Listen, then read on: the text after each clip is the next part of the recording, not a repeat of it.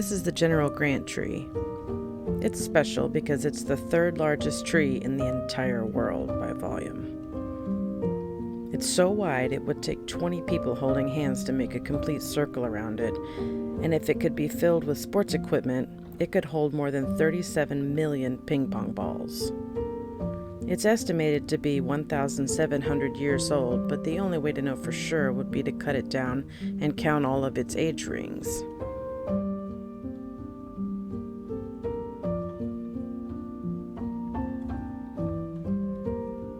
Let's take a walk through a giant sequoia. This tree is called the Fallen Monarch. It's believed to have fallen 300 years ago after being hollowed out by fire.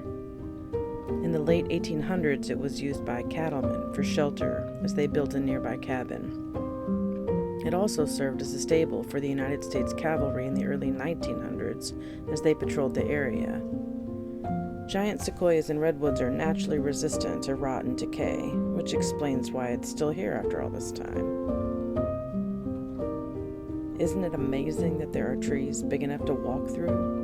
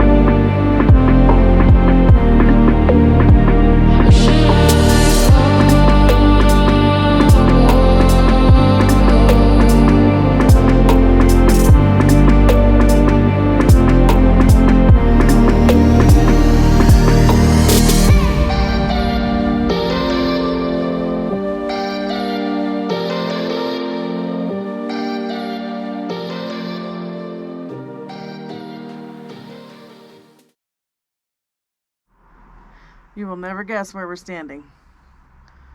We are in Sequoia National Park, and this is the burned out, hollowed out inside of a giant sequoia tree. So, just take a peek up there. It goes super high, the burned out portion. And then if we come out and show you, we're in the forest. This thing is so cool.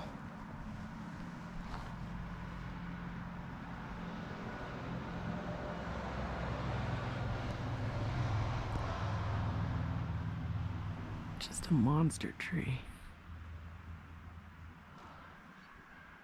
And all of its brothers and sisters around it. Or maybe children. A little hole that people climb through. It is just enormous in here. Kind of dark, I'm not sure if it'll pick up.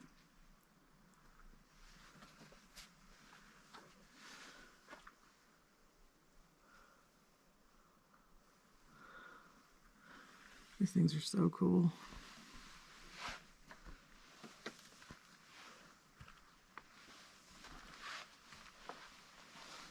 And even with all that damage and all that scar, this bad boy is still alive. Which I think is tremendous.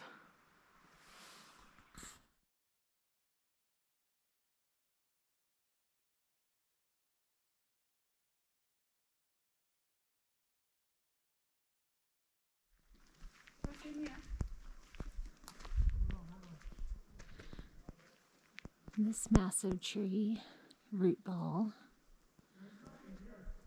has fallen over.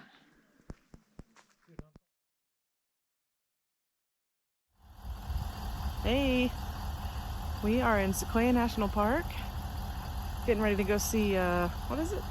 Morrow Rock? Morrow Rock, and hopefully we get to see it. If you can see behind us, there is, it's just clouds. All these clouds rolling in. You can't see anything up the mountain, which is where we're going. But we came from down here, and you can see the bottom side of the clouds. But all down the valley was sunny and warm and beautiful coming up. And now it's the temperature's dropped almost 15 degrees. I imagine we're getting close to the top, but it's cold and it's cloudy. And you can see the clouds just coming up. Yeah. It's like smoke. Yeah, the clouds are just climbing the mountain here. You can see there. Pretty crazy. Let's go see that rock.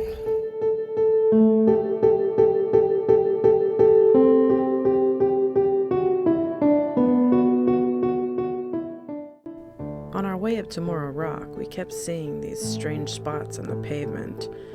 Not ordinary potholes or regular age and storm damage, but we couldn't figure out what they were. And the further we drove, we noticed normally where these marks are on the pavement, you can look off to either side of the road and find a tree stump or a big hole where a tree used to be. And we finally put it all together and realized that when fires come through these areas and burn these trees, if they fall across the road, they melt the asphalt.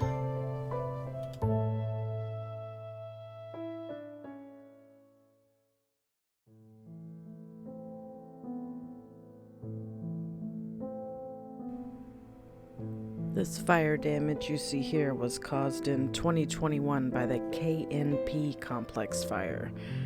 That fire was responsible for more than 135 square miles of damage. I'm not a forest expert, I'm not a fire expert, and I know enough to know that some fire is good in forests. But when you walk through the living forest and it fills you up, and then you come to a burn section, it's just sadness that you can feel.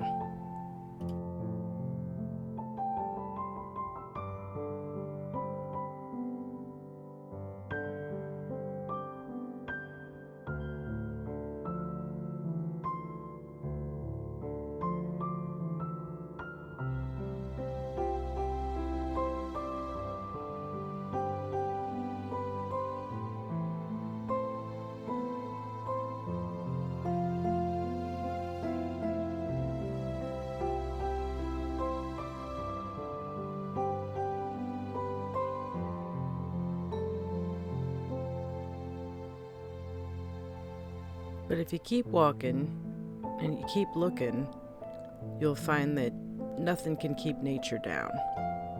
Signs of new life are all over this forest and every other forest right after it stops burning. And somehow, things keep keeping on. It wouldn't be possible for trees to become over 1,000 years old unless nature had a master plan. So, it's a good idea for us to not contribute to any more of this damage. Forest fires will happen naturally and they will heal naturally. But as much as we get sad seeing things devastated, there's a light at the end of that tunnel.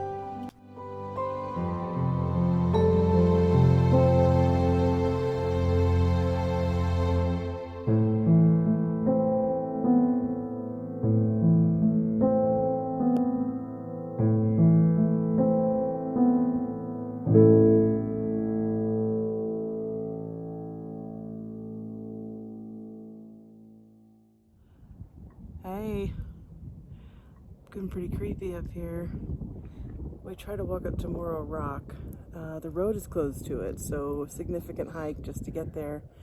And we were halfway there, and a family stopped us and said, hey, you know, the clouds came in. Can't see anything up there. So we thought, okay, we're coming back tomorrow. Do it tomorrow. And on our way back down, which was a decision we made maybe 15 minutes ago, Maybe. this is the deal. All of this was visible forest on our way up. And now we are almost so engulfed by clouds, it's difficult to see the road in front of you for very far. These trees are close to us, you can see them.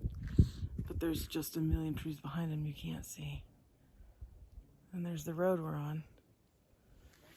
And this is up the mountain. And everything is pretty engulfed. So hopefully this isn't the last time you see us, because it's crazy up here.